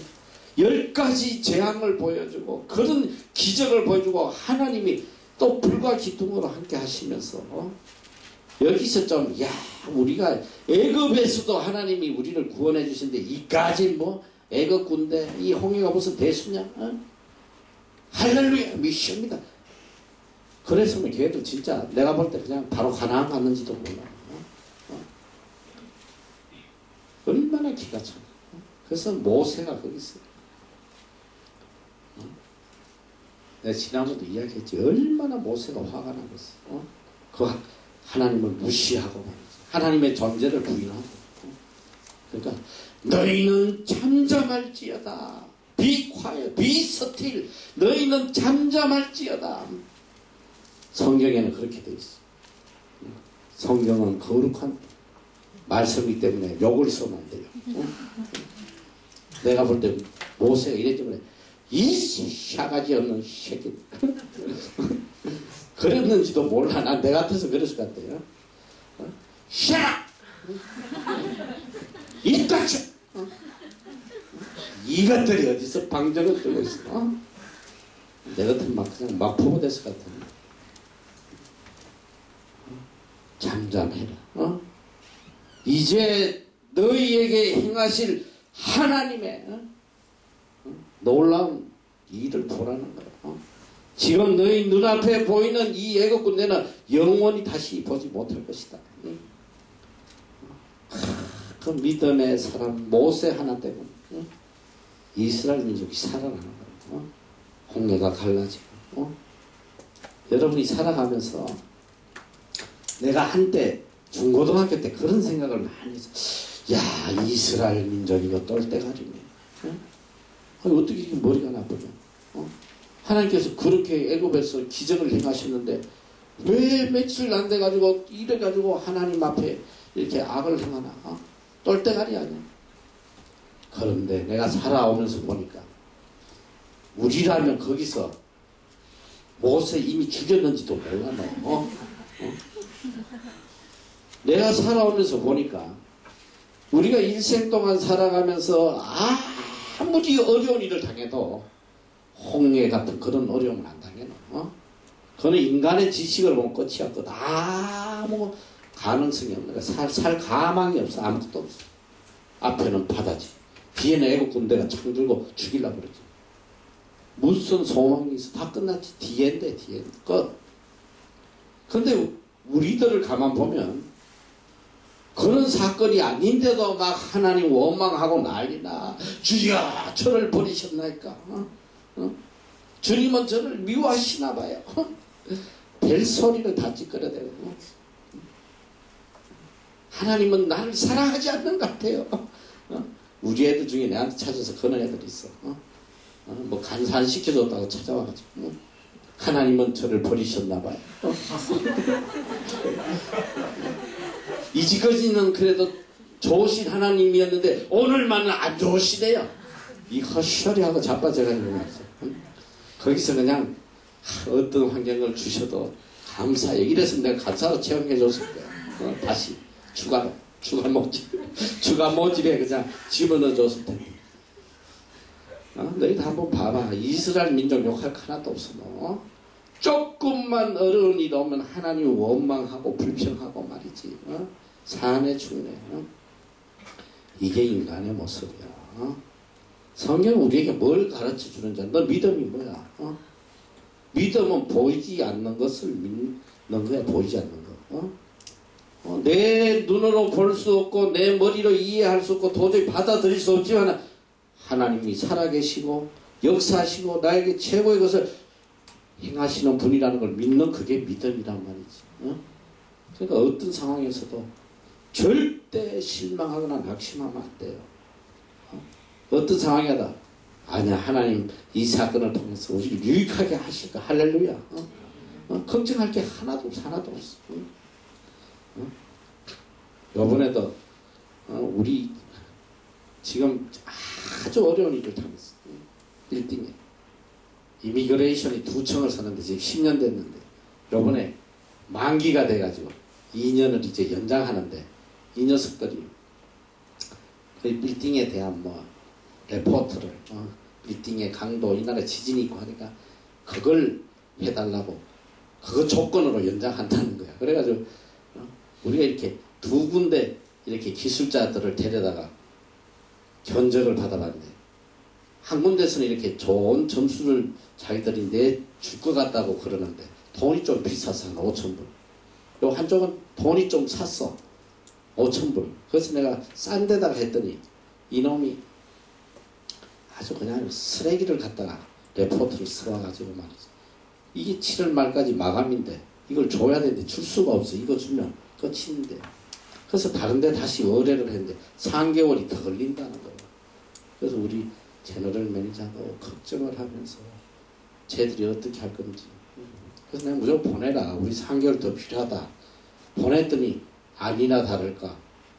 뭐 그냥 얼마나 많은 요구를 하고 뭐 지금 현재 뭐 레포트 상태가 어떤지 뭐 어쩌고 저쩌고 안 하면 나간다고 뭐 어쩌고 저쩌고 해가지고 나왔어. 그래서 우리 걱정을 이걸 어떻게 답해야 되나. 뭐 계속 고민하는데 내가 딱 한마디 했어. 나가라 그래. 응? 간단해. 나가고 싶으면 나가. 이게 내가 주인인데 어디서 까불어. 이 나라 보면 이 테넌트들이 말이지 정부기관들 테넌트들은 아주 얼마나 거만한지 몰라. 너. 집에 나가겠다고 위협하는 거야. 그래서 내가 간단해. 아무 걱정하지 마. 저거 보내 나가라. Get out. 끝. 그러니까 우리 로운 목사님 힘을 얻어가지고 그래. 그래가지고 나간다. 그러니까 부르거든. 부르면 뭐냐. 그래. 허락할게. 꺼져라. 내가 그렇게 보내놨어. 하나도 걱정이 안 돼, 나는. 첫째, 못 나갈 것 뻔하고. 둘째, 나가도 하나님이 더 좋은 사람 채워주시든지, 아니면 우리 학교를 크게 해가지고 우리가 다 쓰게 해주시든지, 나는 그런 믿음이 있단 말이야. 내가 이런 걸 한두 번 겪은 게 아니야. 우리 옆에 국세청에 1등을 이 국세청이 다 쓰겠다고. 이러면서 이제 2개 청을 비어 있는데 우리 보고 렌트를 못 주게 해서 자기들이 다 쓸 거야. 그래서 알아서 그러면 2달 동안 돈 안 내도 되니까 2달 동안만 기회를 줄 테니까 2달 뒤부터 돈 내라 그랬더니 이놈들 2달 지나서 아예 또 2달 더 연장해달라고. 자기들 지금 못한다고. 그래서 계속 위협하는 거야. 우리 빌딩 다 쓸 건데 겨우 2개 청 가지고 그럼 우리 다 나간다 일을. 뭐 우리 로운 목사님 벌벌벌벌 떨면서 그냥 해줬더니 원래 이제 7월인데 9월까지 해줬더니 또 그 다음에 와가지고 뭐라 그런지 알아? 2달 지나는데 또 와가지고 내년 3월까지 우리 안 쓴다. 돈 못 낸다 이래. 돈 내라 그럼 나간다 이래. 그러니까 그 빌딩이 한순간에 다 비잖아 나가면. 얼마나 결정하기가 어려워. 야, 우리가 저거 안 들어주면 다 나간다 말이지. 막 얼마나 벌벌 떠는지 몰라. 그래서 내가 그때는 나도 사실 힘들었어. 저거 뭐 잘못 건드렸다가 어떻게 되나 했어. 알았어. 내가 검식기도 사흘 검식기다. 아침에 딱 가가지고 로우한테 이메일 보내요. 내일 3시까지 그동안 안 낸 돈 다 안 내면 나가라. 너희들 나가도 좋아. 나가. 그랬더니 이 로운 목사님이 이메일을 적었다가 지웠다가 적었다가 지웠다가 나한테 몇 번을 찾아와서 쉬워 너 정말 보낼 거야? 쉬워. 아니 오전에 보내는 거 오후까지도 안 보내고 와서 저놈 어쩌면 끝날지 모르는데 쉬워. 내가 그래서 보내. 빨리 보내란 말이야. 마지막에 또 쉬워. 눌렀다. 샌드 눌렀다. 눌러도 되냐? 몇 시간을 그냥 이게 얼마나 결정하겠느냐. 내가 딱 그랬어. 빨리 이런 샤가지 없는 놈들 남의 빌딩 붙잡아 놓고 돈 내야지. 왜 안 내는 거야? 우리 하나님께서 이런 불합리한 것을 그냥 안 두실 거. 우리를 보호해 주신다. 나는 그런 믿음이 있어. 우리를 약자로 생각하고 말이죠. 빨리 보내. 딱 보내서 와레분 바로 연락 온 거야. 웰링턴 본부에서 막 연락 와가지고 오나고 화상통화하자고 막 난리 쳐서 우리 화상통화 없다. 전화라도 이렇게 스피커폰으로 켜가지고 같이 통화하자고 그래. 내가 할 필요 없다. 꺼져. 내일 3시까지 돈 안 내면 꺼져. 내가 어떻게 된지 알아? 우리가 25만 불 받아냈어. 25만 불. 한 2억이 넘는 돈을 받아. 그 뒤로부터 완전히 그는 순한 양이 됐어요. 우리가 뭐라고 예. 입도 못 열어. 입도 못 열어. 그전에는 뭐 그냥 아나무인 말도 못해요.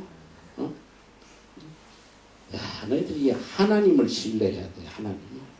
하나님은 어떤 죄악의 경우에라도 우리를 복되게 하시고 하나님을 신뢰하고 하나님을 절대적으로 의지하는 자에게는 언제나 좋은 것으로 채워주신단 말이에요.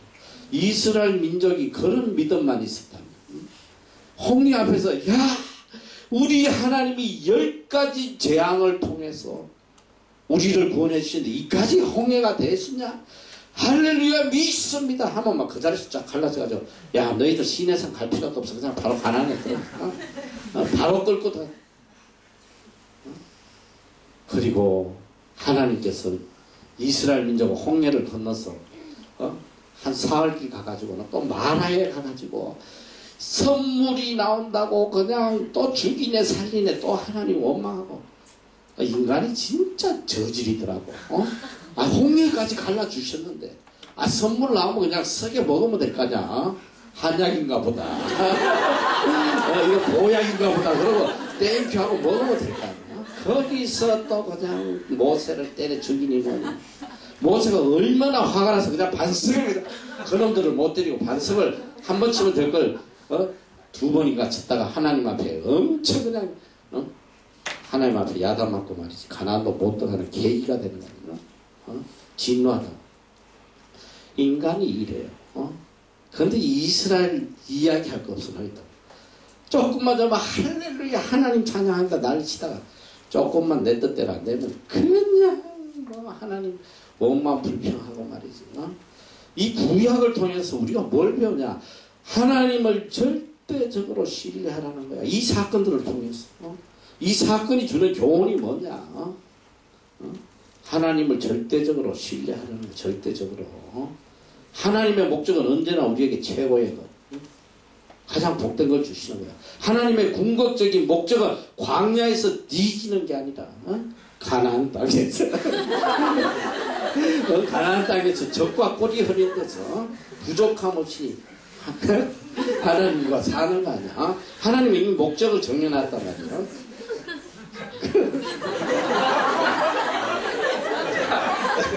그래서 드디어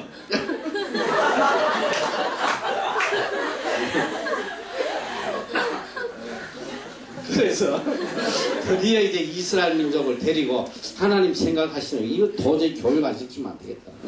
이대로 갔다가는 큰일 나겠다. 그렇지 교육 장소로 데리고 가십니다. 교육 장소로 가시는데 그게 어디냐면 시내산에 시내산을 가시는데 이 시내산에 가시는데 데리고 가시는데 2개월 걸렸다. 2개월이 걸렸다고. 야, 그만 웃어야지. 내가 자꾸 웃었는데 내가 안 되잖아. 자, 이 시내산을 데려갔는데, 여러분 이제 요새 보니까 지도를 보면, 우리가 이제 쭉 배웠잖아, 그치? 이 이스라엘 땅이고, 여기가 이제 지중해인데, 지중해란 말이지. 그 이스라엘 민족이 여기 애굽 땅에서 종로로 타다가, 이제 여기가 이제 홍해야, 홍해. 여기, 이게 땅이 이렇게 돼 있지, 이렇게. 이쪽 이렇게 홍해가 흐르는데, 이스라엘 민족을 하나님께서 이제 숫곳이라는 곳에서 데리고 나와서, 이 홍해를 건너서, 그러니까 이게 어떻게 되냐면, 자, 처음에 숫곳을 출발해서, 어디 가냐, 홍해를 가, 홍해. 홍해를 지나가지고, 어디 갔냐면, 시나이 반도, 그러니까 시내 반도라고 그러지. 시내산, 이 시내 반도, 시내산으로 간다. 지금 이제, 요게 이제 과정인데, 이 숫곳을 출발해서 이 시내산까지 오는 데가 성경에서, 성경학자들이 뭐 내가 계산을 한 건 아니지만 2개월 걸렸다고, 2개월. 2개월 걸리고 이 시내산에서 무려 11개월 동안 하나님께서 훈련을 시키시는데, 자, 지금 제일 요새 문제가 되는 게 뭐냐면, 시내산이 여기 있단 말이지, 현재는. 여기가 이제 시나이 반도라고 그래, 시나이 반도, 시내 반도인데, 여기가 이제 이스라엘 가나안이고, 여기가 이제 바람광야인데, 요새 보니까, 너희들 그 떨기나무라는 책 봤지? 떨기나무. 그것도 안 봤고, 소망이 없어요. 지금 뭐냐면 그 사우디 왕의 주치의를 했던 김머슨 집사라는 사람이 있어요. 그 사람이 쓴 책이 떨기나무인데 이 사람이 거기 머물면서 시내산이 지금 우리가 알고 있는 시내산이 아니라는 거야. 그건 잘못된 거다. 그래가지고 거기에 대한 엄청난 자료를 해가지고 강의하고 저기 뭐야 유튜브에 들어가서 두드리면 그분 강의도 듣고 다 나와요. 책도 나오고. 근데 나는 이제 그분 책도 보고 이렇게 하면서 상당히 그분 말이 일리가 있다. 지금은 이제 시내 산을 욕이라고 그래요. 튀어나온데. 그래서 이스라엘 민족이 사실 홍해는 여기까지밖에 안 들어가. 여기까지밖에 안 들어가는데 숫곳에서 홍해를 건너서 시내산으로 왔다는 것은 사실 안 맞아요. 여기는 지금 바다가 없어. 바다가 없어. 그럼 바다가 여기 있는데 뭐하러 이까지 내려와가지고 일부러 홍해를 건너가지고 이렇게 갔겠나. 그 이제 말이 좀 안 되고 일단은 뭐 하나님께서 뭐 일부러 건너게 하시려고 데려오실 수도 있었겠지. 근데 원래 루트가 보면 모든 것에 여러분이 보다시피 저렇게 돼 있잖아. 얘 어디 갔어? 레이저. 이제 위에 가고.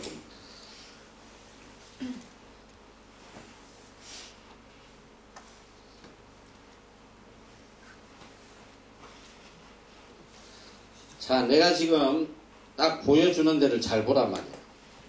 나도 이 지도를 보면서 이게 지금 모든 성경이나 지금까지 우리가 알고 왔던 시내 반도의 위치야. 시내산에. 지금 뭐냐면 뭐야? 이쪽이야? 이게 뭐 약이 왜 벌써 다 따라버렸어? 하루 이틀 썼는데 약 있어? 이거 돼? 이 내가 가질게. 알았어. 자, 여러분이 알다시피 이것도 뭐야 시원찮아. 여기 보면 이게 지금 잘 이게 눈에 잘 안 보이는데 여기가 숫곳이야. 숫곳. 이스라엘 민족이 여기를 출발해가지고 여기 잘 봐. 이게 지금 수백 년 동안 이걸 믿고 왔다는 것 자체가 내가 지금 어화스러운 거야. 이스라엘 민족이 이동한 경로란 말이지. 이게 내가 성경에서 이렇게 나오는 건데 이게 지도가 숫곳에서 이렇게 내려와가지고 이게 지금 시내 반도야. 시나이 반도인데 시내산이 여기 시내산이 여기야. 여기 안 보이네 지금. 여기 시내산인데 이렇게 내려왔으면 어디서 홍해를 건넜다는 거야. 홍해가 지금 이건데 응? 이쪽이 홍해란 말이야. 이렇게. 그래서 이제 그분이 이게 아니다. 이건 잘못된 거다. 절대로 시내산은 여기 있는 게 아니다. 성경의 모든 자료를 다 동원해서 성경 구절을 다 해가지고 분석을 했는데 여기 지금 시내산으로 돼 있잖아. 근데 그분 이야기는 시내산이 시나이 반도에 있는 게 아니고 시내산은 미디안에 있대요. 미디안. 지금 그대로 그 증거가 다 있더라 보니까. 성경에 나타나는 모든 것들이 지금 이 미디안에 있는 시내산은 못 들어가게 돼 있어. 막아놔서 철통같이. 근데 이분이 주치라고 해가지고 어떻게 들어가서 사진들 찍어오고 있는데 근데 여기가 시내산이라고 그러면 이게 말이 맞아. 이 홍해를 건너잖아. 응? 여기서 이렇게 와가지고 홍해를 건너서 이 시내산에 들어가는 근데 그분 책 보면 부떨기나무라는 책이야. 거기 보면 굉장히 낡고 그 돈 들이고 책 살 필요 없고 이분이 각 교회 다니면서 강의한 게 있어요. 영상이 잘 나와 있어. 자료가. 그거 저기 유튜브에 가면 다 볼 수 있어. 공짜로. 근데 내가 지금 이야기하는 거는 이게 뭐 시내산이 여기 붙었던 이것도 여기 다 됐네. 완벽하지. 야, 시내산이 여기 있던 여기 있던 이거는 하나도 중요하지 않아. 내가 볼 때는 그분은 생명을 다해가지고 그 시내산의 위치를 밝히고 다녀요. 자기 그냥 생명을 다 바쳐 시내산의 위치를 찾아내는데 나는 가만 보면서 이 사람 진짜 고생 많이 한다. 그게 뭐가 중요해.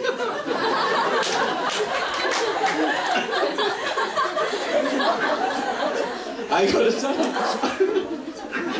그게 뭐가 중요해. 시내산이 여기 있다 저기 있다 그거 하나도 중요하지 않아. 그거는 지리 공부하는 사람들 지리 전공하는 사람들한테는 중요할지 몰라도 하나님 말씀을 배우는 우리한테는 하나도 중요하잖아.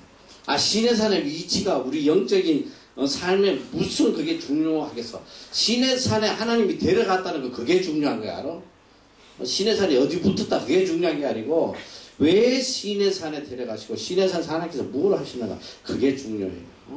아 근데 뭐 그 사람 뭐 생명 걸고 저걸 발견해가지고 뭐 지금 그걸 밝혀낸다 그러는데 별로 의미도 없어. 근데 어쨌든 내가 볼 때 그 사람 말이 맞는 것 같아. 내가 볼 때 일단은 저쪽으로 해서 홍해를 건너왔다는 거는 말이 안 맞아요. 사실은. 바로 옆에 땅이 있는데 뭐하러 밑으로 가가지고 일부러 홍해를 건넜겠나. 그건 아닌 것 같아. 그런데 어쨌든 그게 중요한 게 아니라 하나님께서 이제 시내산을 데려와서 11개월을 훈련을 시켜. 11개월.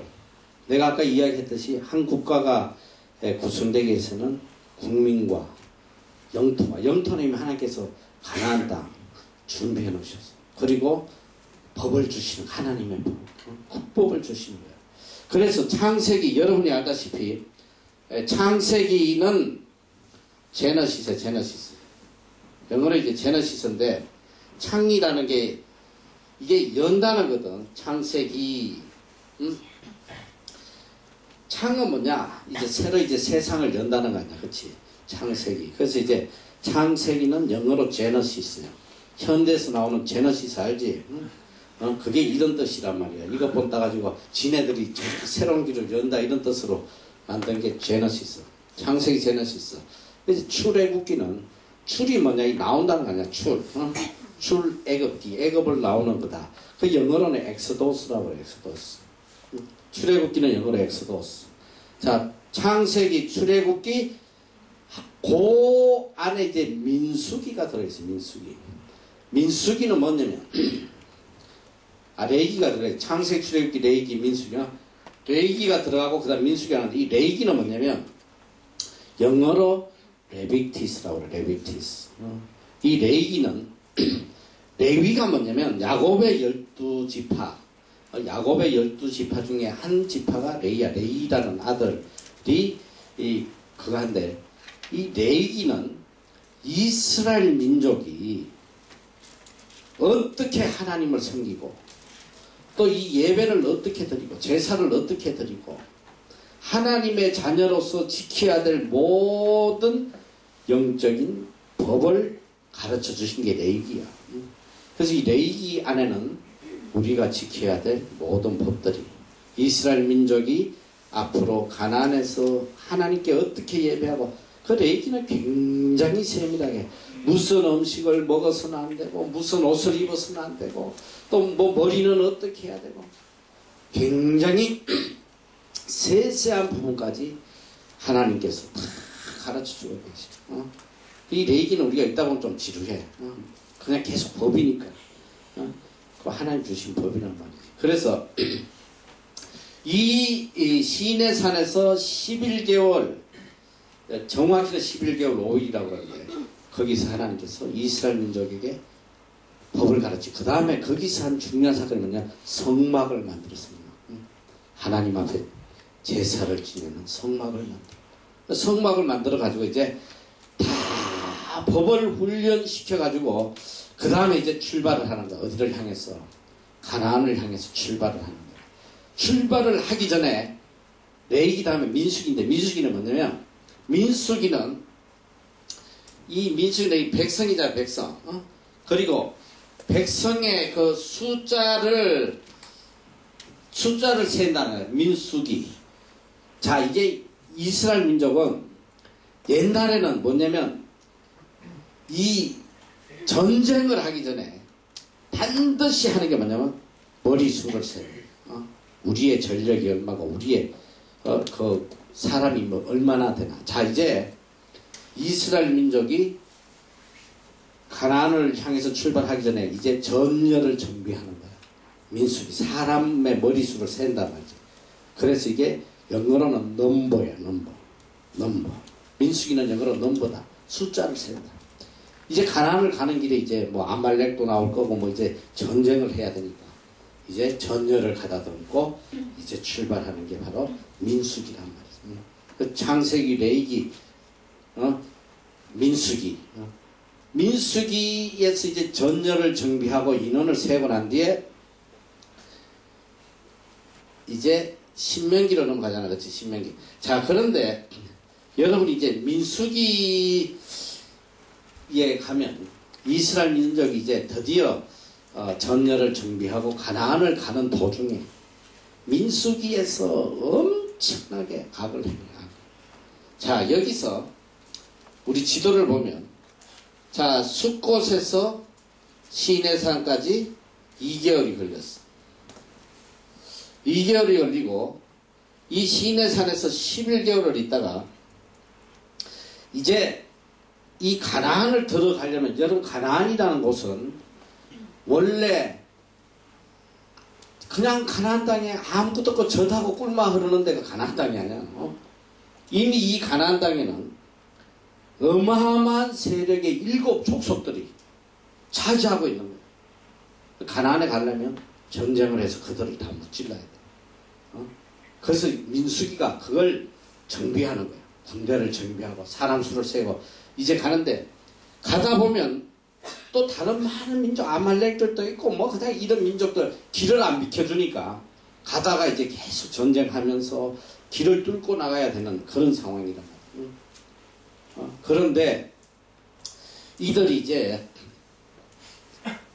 이 이스라엘의 땅을 점령하기 전에 먼저 집합을 해가지고 거기서 이제 베이스 캠프가 있어야 돼요. 어떻게 이스라엘을 점령해서 들어갈 것인가, 가나안 땅을. 그 베이스 캠프가 바로 바람 광야에 가데스 바네아. 이 가데스 바네아는 굉장히 중요한 전략적 요충지인데요.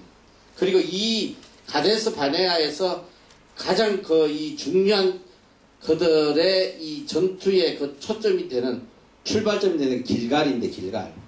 이 가데스 바네아까지 오는데 무려 18개월이 걸려. 18개월. 오면서 아말렉도 무찌르고 전쟁하면서 힘들게 이제 바람 광야까지야. 그러니까 바람 광야 안에, 여기 보면 이게 바람 광야인데, 이게 바람 광야, 어디 갔어? 이게 바람 광야인데 이 가데스 바네아가 지금 여기 붙어 있네. 내가 여기서 이제 언제 일로 이사 갔지? 어쨌든 바람 광야에 저 가데스 바네아라는 데가 굉장히 중요한데, 제가 광야란 말이에요. 광야인데 저기까지 가는데 18개월이 걸려가지고 이제 거기서 전열을 다 정비했어. 정비하고 이제 하나님께서 이제 바로 이제 가나안으로 들어가는 거야. 그래서 이들을 데리고 제일 먼저 명령을 하신 게 뭐냐면 여리고 성을 무찌르라. 여리고 성을 무너뜨려라. 그래서 이제 정탐꾼을 보내. 정탐꾼. 이 민수기는 정말 비극적인 역사, 인류 역사의 가장 비극적인 역사가 기록된 내용인데, 12지파에 한 명씩을 뽑아가지고 정탐꾼을 40일 동안 보내. 여리고 성이 갔는데, 말해봐. 40일 동안 정탐을 하고 와서 보고를 하는데, 오자마자 막 옷을 찢고 막 통곡을 하는 거야. 우리 다 죽었다. 빨리 돌아오. 애굽으로 돌아가자. 다 죽었다. 가나안 땅에 가봤더니 아낙 자손 거구야. 거구. 이스라엘 민족은 150cm인데 아낙 자손은 2m 50. 우리가 그들 앞에 메뚜기더라. 메뚜기. 우리는 거기 가서 밟아버리면 다 죽어. 우리가 무슨 재주로 저 아낙 자손을 대적한다. 뭐 밤새 울고 뭐 다 난리 나서 다 죽었다. 돌아가자. 그때 여호수아와 갈렙만이 아니다.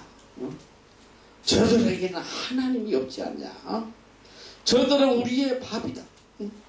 우리의 밥이다. 우리가 능히 취할 것이다. 올라가자. 그런데 여호수아 갈렙도 다 때려 죽이려고. 우린 가면 다 죽는다. 그때 하나님께서 얼마나 진노하시죠. 아니 너희들이 언제까지 나를 이렇게 멸시할 거냐. 언제까지. 지금까지 이렇게 큰 기적을 보여줬는데 언제까지 나를 멸시할 거냐. 하나님 진노하셔가지고 모세한테 그래. 다 죽여버려. 다 죽이겠다. 하나님께서 다 죽이고, 모세 너를 통해서, 너 후손을 통해서 내가 민족을 만들어서 가나안을 세우겠다. 가나안에 들어가겠다. 그때 모세 아니었으면 쟤를 다 죽었어. 모세 하나님 저도 같이 죽여라. 여기까지 와가지고 하나님이 인도하신 하나님이 백성이 여기까지 와서 하나님이 다 죽여버리시면 이 이방인들한테 이게 무슨 치욕거리가 되겠냐. 하나님 저도 같이 죽여달라. 모세의 그런 간절한 기도 하나님 한 번만 더 참.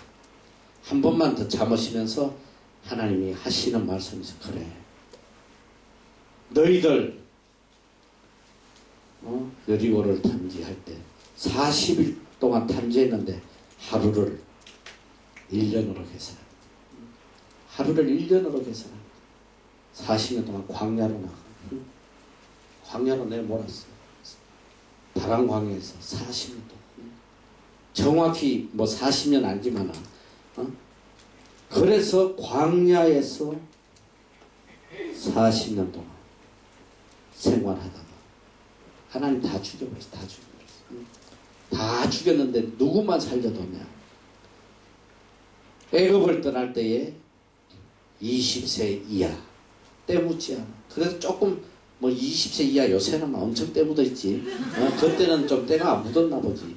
20세 이하에 그리고 광야에서 태어난 아이들. 그래서 그걸 광야 제2세대라고 광야. 하나님을 대적하고 원망 불평했던 사람들 광야에서 다 죽이시고 하나님께서 이스라엘 광야 2세대를 데리고 40년 뒤에 드디어 이 가나안 땅을 들어가는 거야. 들어가는데 그때 이스라엘 민족을 데리고 어디를 이 가나안을 들어가기 전에 어디에 있었냐면 여기가 모압 평지야. 모압 평지. 요단강 동편에 있는 모압 평지에 이스라엘 일로 가나안으로 이렇게 점령해서 들어가기 전에 이 이스라엘 민족을 데리고 모세는 이제 못 들어가니까 모세는 이제 모압 평지에서 생을 망하며 이스라엘 민족을 불러놓고 눈물로 그들에게 다시 한번 가르쳐. 그게 신명인데 신명이는 영어로 듀트라놈이라고 그래. 듀트라놈이 D-A-U-T-E-R 듀트라놈인데 듀트라놈이 R-O-N-O-M-I인데 듀트라놈이 듀트라는 거면 D-U-T-R은 뭐냐면 듀트라는 거는 두 개라는 뜻이야. 그러니까 듀엣이라고 그러잖아. 그치? 듀엣. 두 사람 부르는 거 듀엣. 이 적도야. 두 개. 이 듀트라놈이는 뭐냐면 두 번째 주신 하나님의 계명이다. 그래서 신명기는 한자로 쓰면 바로 이거 신명기.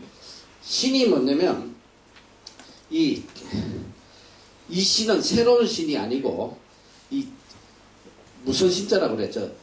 다시 다시 주는 제라고 그러지. 두 번째 하나가 저희들 무슨 신자인지 갑자기 생각. 내가 이제 신명기가 새로운 신자인 줄 알았는데 새로운 신자가 아니고 두 번째 제3 새삼 다시 이렇게 강조해서 주는 두 번째 하나님의 명령이다. 그래서 이 신명기는 광야 제2세대를 붙들어 놓고 하나님께서 모세가 그들에게 너희 조상들이 하나님 앞에 악을 행했으나 지난 40년 동안 광야 생활하는 동안 너희의 발이 신이 딸지 않고 옷이 해지 아니하고 하나님께서 너희를 독수리가 새끼를 품은 같이 너희들을 품고 너희를 인도하시는 분은 여호와 하나님이시다. 하나님이 얼마나 너희를 사랑하고 너희를 인도하셨는지 그걸 하면서 그 다음에 너희들이 이제 가나안에 들어가면 두 번 다시 하나님의 법을 어기지 마라. 그래서 신명기 8장에 유명한 게 28장이 축복의 장이라고 해요. 축복의 장. 왜 그러냐면 너희가 가나안 땅에 들어가서 여호와 하나님의 계명을 삼가 지켜 행하면 너희에게 이런 복이 임할 것이다. 자, 성에 들어가도 복, 나와도 복, 떡반죽을 뭐 너희 자손이 우양의 새끼가 뭐 하는 것마다 복을 주실 것이다. 그래가지고 사람들이 신명기 28장은 축복의 장이라고 그래요. 근데 잘 들어. 신명기 28장은 축복의 장일 뿐더러 저주의 장이 알았어. 하나님이 약속하신 축복보다도 하나님의 말씀을 어겼을 때에 받을 저주가 2배나 더 많아. 2배. 신명기 28장에는 축복의 내용보다 저주의 내용이 훨씬 많아요. 하나님을 떠났을 때, 하나님의 말씀을 안 지킬 때 어떤 저주를 받는지 오늘 가서 신명기 28장 좀 읽어봐. 이건 정말 가슴이 뭉클한 내용이에요. 하는 것마다 하나님께서 다 망하게 하시는 거예요. 하는 것마다 어떤 재앙을 받는 자가, 자 거기 보면 이런 것도 있어요. 사랑하는 아내를 만나서 좋은 집을 짓고 말이지. 이제 첫날 밤을 보내야 되는데 내 아내를 남이 뺏어갈 것이. 네 자식들이 다 연병에 걸려 죽을 것이고, 가장 충격적인 뭐냐, 내 태에서 난 자녀를 너희가 먹게 된다. 먹을 것이면 내 자식을 내가 먹어야 돼. 하나님의 저주가 얼마나 무서운지 몰라. 하나님의 저주. 그러나 여호와의 계명을 상가지켜 행하면 하나님이 주시는 복은 말로부터 내 손을 하는 모든 일에 여호와께서 복을 주실 것이다. 여러분 잘 들어야 돼요. 이 세상에 여러분이 복되게 살고 안 사는 것은 딱 하나밖에 없어. 너희가 열심히 공부하고 뭐 좋은 대학 가고 그 아무 상관, 그거 다 쓰레기. 그게 내 행복하고 아무 관련이 없는 거야. 복을 주시는 분은 오직 여호와 하나님 한 분이시고, 내가 너희 앞에 복과 저주를 두나니, 오늘 내가 너희에게 명한 그 명령대로 지켜 행하면 복이 될 것이니, 그 말씀을 지켜 행하지 않으면 저주가 될 것이다. 복과 저주가 어디서? 하나님 손에 있는 거야. 하나님 손에. 어쨌든 하나님의 명령을 지키며, 그래서 이 신명기 말씀은 너무너무 은혜로워요. 꼭 읽어야 돼. 수도 없이 읽어야 돼. 우리가 이 땅에서 어떻게 살아야 복을 받고 사는지 그 안에 다 있단 말이야. 그래서 이 모세가 정말 혼신의 힘을 다해서 마지막 당부하는, 예언하는 유언의 말씀이에요. 유언. 마지막. 너희들 이제 들어가면 이젠 더 이상 죄짓지 마라.